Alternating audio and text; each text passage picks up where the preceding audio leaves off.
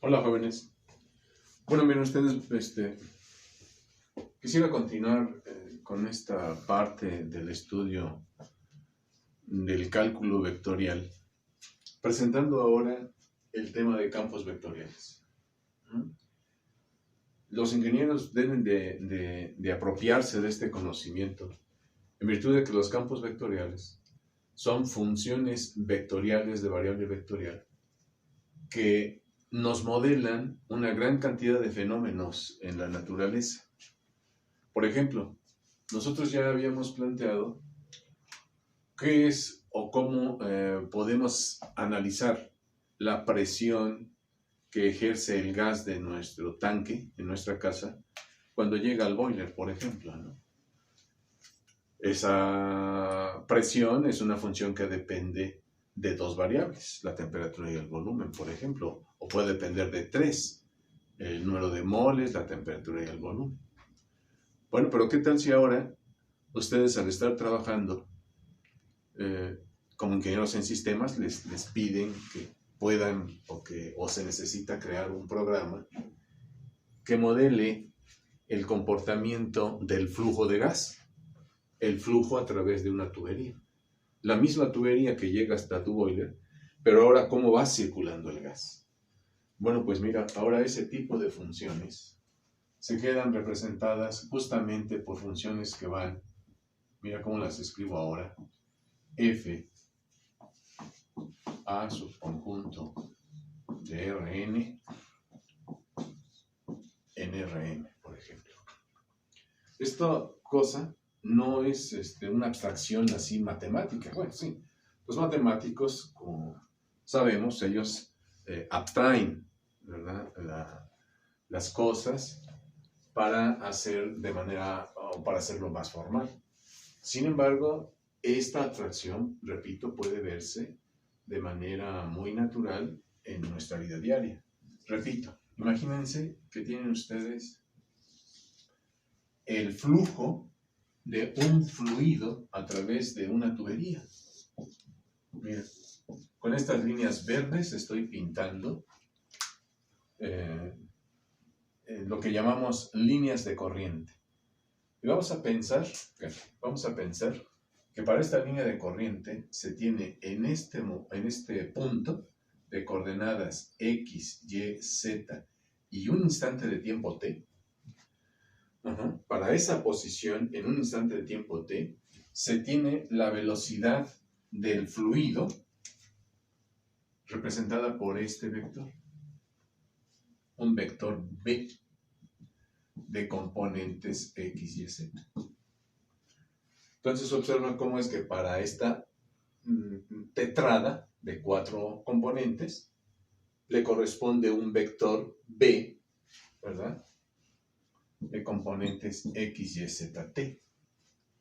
Entonces, quiere decir que si nosotros queremos analizar cómo se comporta la velocidad del gas a través de la tubería, en cada instante de tiempo, aquí está en un instante de tiempo T1, luego ahora esta misma partícula de fluido está en esta posición X, Y, Z, T2, ¿verdad? Y si tú quieres aquí entonces un X1, Y1, Z1. Y para este punto, que ahora está en esta otra posición, también tengo este otro vector, mira, B de X, Y, Z, T. Entonces, ¿qué observamos? Que para analizar el flujo de velocidades a través de una tubería, por ejemplo, tengo que construir una función vectorial f que va de X, Y, Z, o tengo que construir una función f que va, la pongo aquí, de R4 en R3, por ejemplo. Entonces, pues no es una abstracción matemática, nada de esto.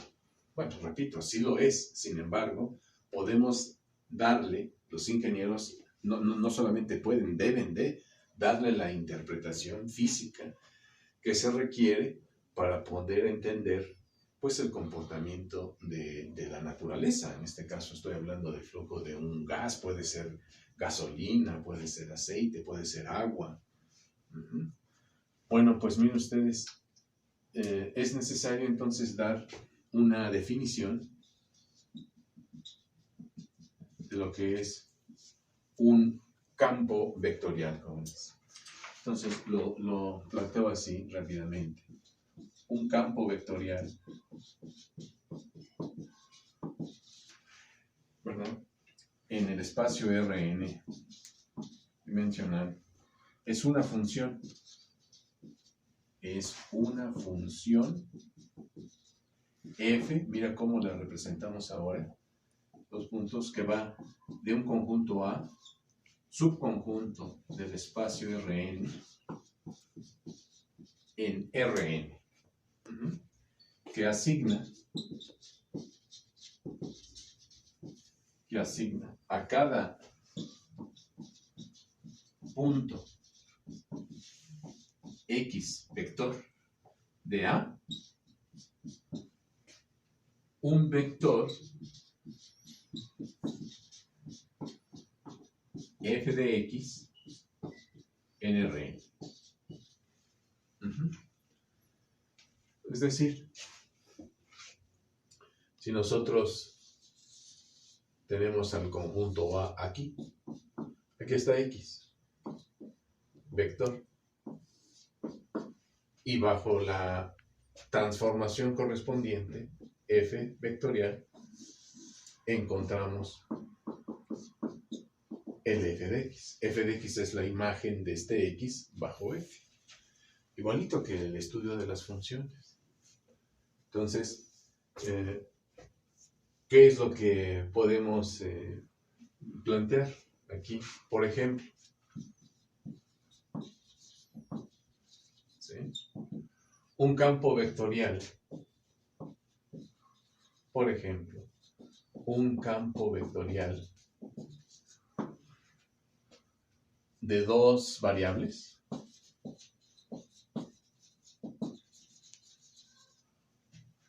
o un campo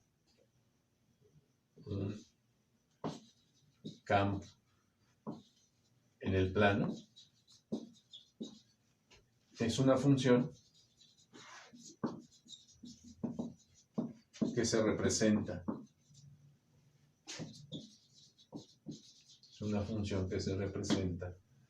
como f de x, y igual a una función p de x, y por y más una función q de x, y por j. ¿Sí? Por ejemplo, el campo vectorial f de x, y está dado por x, y por y más x menos y por j. P de x, y es la función x por y q de x, y es la función x menos y. Como observarás, cada una de las componentes P y Q son las componentes de la función vectorial. Cada una de ellas son funciones que dependen de las dos variables x y y, de las funciones que acabamos justamente de terminar de estudiar, llamadas campos escalares. O sea, en otras palabras, un campo vectorial tiene por componentes funciones escalares. Miren. En este caso, para un campo vectorial en el plano, pues siempre tenemos la componente P por I más la componente Q por J. Si estamos en el espacio tridimensional, pues lo mismo se tiene, pero pues agregamos la componente Z, ¿no? En el espacio R3, mira, en R3,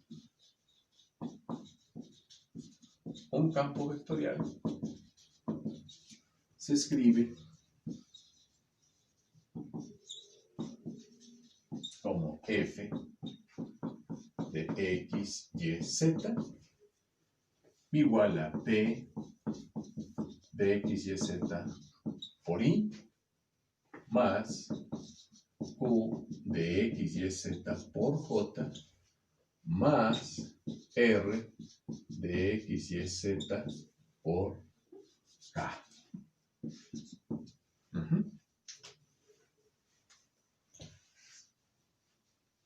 Por ejemplo, pues, una función vectorial como estas puede ser la siguiente, ¿no? F de x, y, z igual a 2xy por i más e a la z por x cuadrada j menos xy por k. 2xy es la función p de x, y, z. E a la z por x cuadrada representa la función q. Y menos x por y la función r. R depende de x, y z.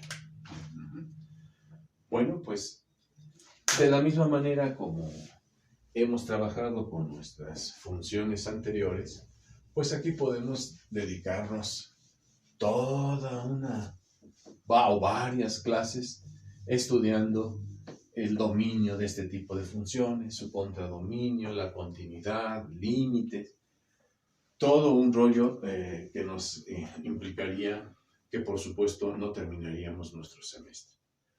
Entonces, lo que sí me interesa es que entendamos cómo se da la representación de este tipo de funciones.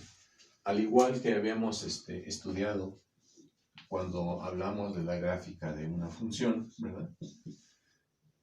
Para una función f que va de r en r, de la forma y igual a f de x, la gráfica de una función es esta curva.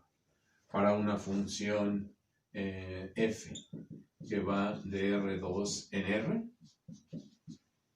de la forma z igual a f de x, y, por ejemplo, la gráfica de una función de esta naturaleza, que es un campo escalar, es una superficie en el espacio. Esta es la función z igual a f de x, y. Estudiamos también las curvas en el plano y en el espacio, ¿no? Una curva dibujada en el espacio puede también ser representada por una función vectorial f de t. Bueno, entonces ahora la pregunta sería, ¿y cómo se ven estos campos vectoriales? ¿Cómo se ven estos campos vectoriales? Bueno, miren ustedes. Los campos vectoriales, ¿sí? Que voy a poner ahora. Los campos vectoriales son, le voy a poner así, campos de flechas.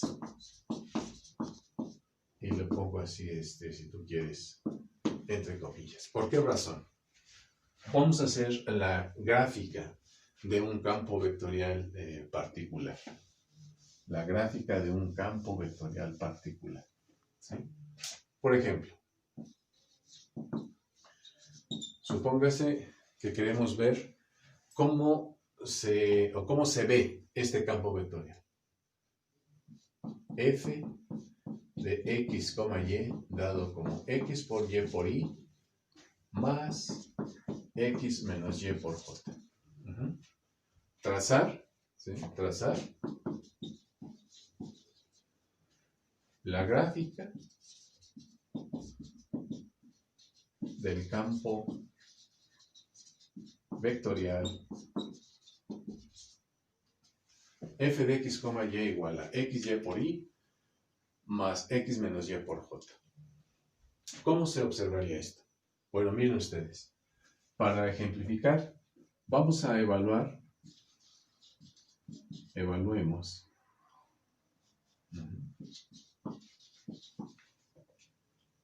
f de x, y en los siguientes puntos. En 1,1, en 1,4, en menos 1,0. Por decir, no podemos podemos visualizar la gráfica evaluada en todo el plano cartesiano, si tú quieres. ¿Por qué?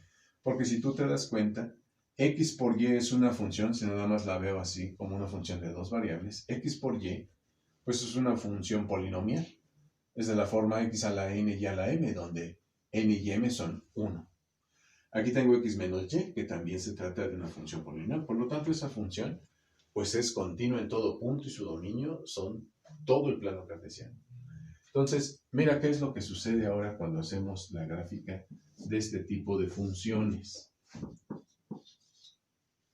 Mira, el punto 1,1, que es el x, y, está aquí. 1,1. Para el punto 1,1, ¿sí? ¿Qué vector le corresponde? Mira, cuando x vale 1 y y vale 1, aquí me queda 1 por 1, me da 1 por y. Luego, 1 menos 1, 0. Por lo tanto, f de 1,1 es igual con y. Entonces quiere decir que a este punto de coordenadas 1,1 le corresponde el vector y. Entonces, mira, a partir de aquí, mide una unidad en la dirección del vector y, porque la magnitud de y es 1. Por lo tanto, va a llegar del 1 al 2. Aquí está el vector y.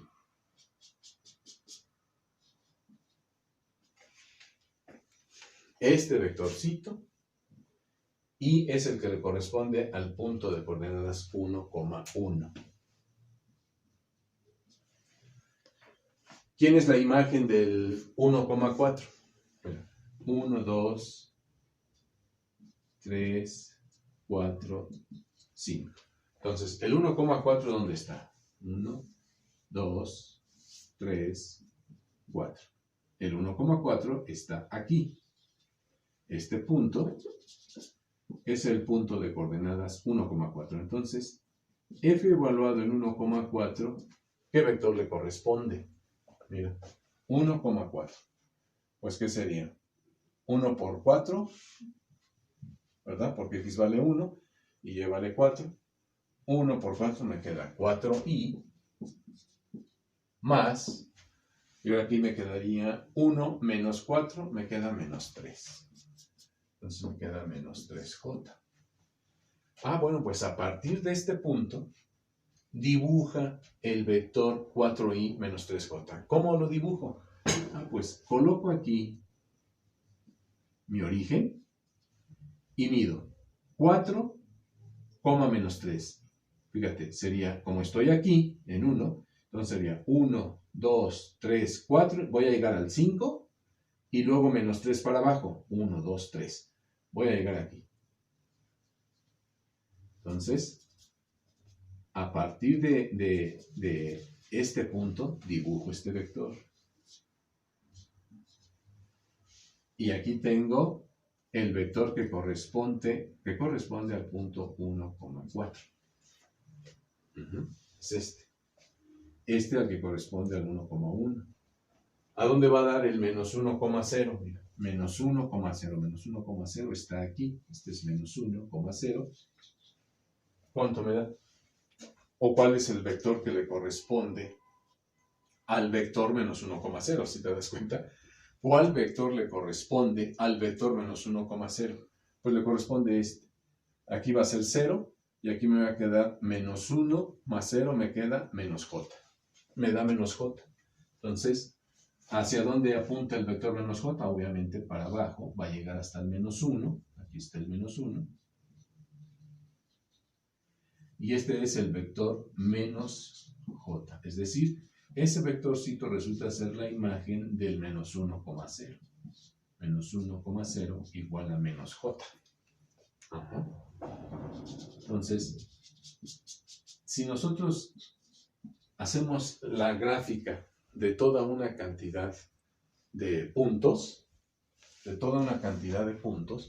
vamos a observar cómo se ve el campo de vectores. Por eso se le llama campo de flechas, porque lo que estamos representando son flechas. Si aquí, por ejemplo, tomo otro punto que esté por aquí, lo sustituyo aquí, me va a dar un vector y a lo mejor apunta así. Otro por acá y a lo mejor también apunta así. Otro por acá y a lo mejor apunta así. Otro por acá y tal vez apunta así. Entonces, la información que me está dando mi campo de flechas es algo así como el comportamiento que está teniendo el fluido si estuviera en movimiento. ¿Sí? Por ejemplo, es un campo vectorial en el plano. A lo mejor se trata de un fluido que tiramos en el suelo, agua, y la forma en la que se va moviendo va siguiendo las direcciones de las flechitas que estoy mostrándoles aquí. Por ejemplo, me gustaría que hicieran la gráfica del siguiente campo vectorial para que ustedes tengan una idea de qué es lo que nos representan los campos de flechas o campos vectoriales o, de manera más formal, las funciones vectoriales. Entonces, de tarea, por favor, trazar una gráfica del campo vectorial, una gráfica del campo vectorial f de xy dado como menos y por y más x por j. ¿Sí? Tracen ustedes este campo vectorial así como yo lo hice. Agarra, por ejemplo, f evaluado en 1,0. F evaluado en 1,0. F evaluado en 0,1. F evaluado en menos 1,0 y el F evaluado en menos 1,0 y en 1, bueno, este ya está. Estos, y luego agarra otros 7 más. Utiliza 10 puntos, 10 vectores, en particular estos 3 primeros, si tú quieres. Y agarra otros 7 más que tú consideres, el que se te pegue la gana, mira.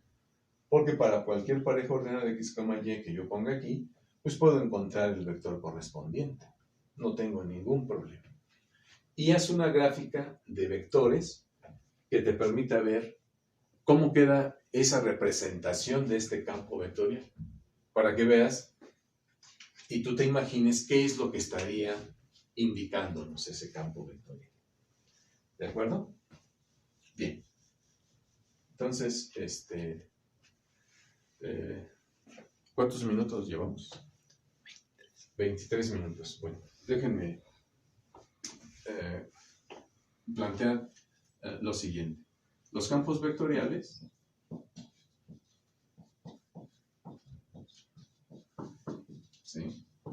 son continuos.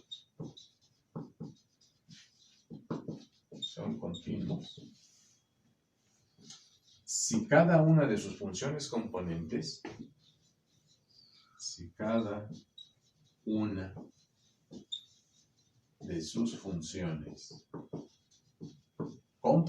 lo son. Si cada una de sus funciones componentes lo son. Bueno, pues entonces también podemos definimos las derivadas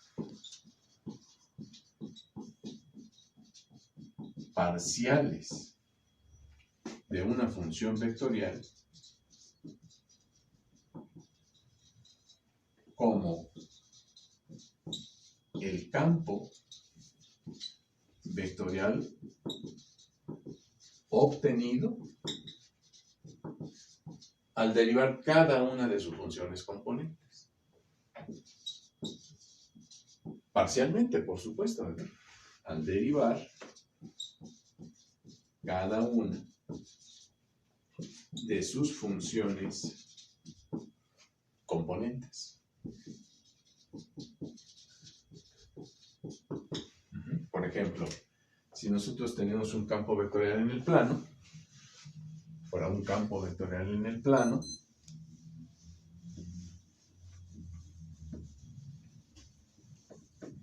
podemos encontrar la derivada parcial de ese campo con respecto a X y la derivada parcial con respecto de Y. Si yo tengo para el campo F de X, Y, dado como P de X, Y por Y, más Q de X, Y por J. Bueno, entonces, la derivada parcial de F con respecto a X, la puedo escribir como quién. Puedo escribir ya en términos de la notación del bracket. Es la derivada parcial de P con respecto a X. Observa que P depende de X y Y. Cuando derivas esta función componente con respecto a X, la Y es constante. Como ya lo sabes hacer. Entonces, coma. Luego, parcial de Q con respecto de X. Cada una de las componentes la derivo con respecto de X. También la derivada parcial de F con respecto de Y, pues aquí sería igual a la derivada parcial de P con respecto de Y, la derivada parcial de P con la parcial de Q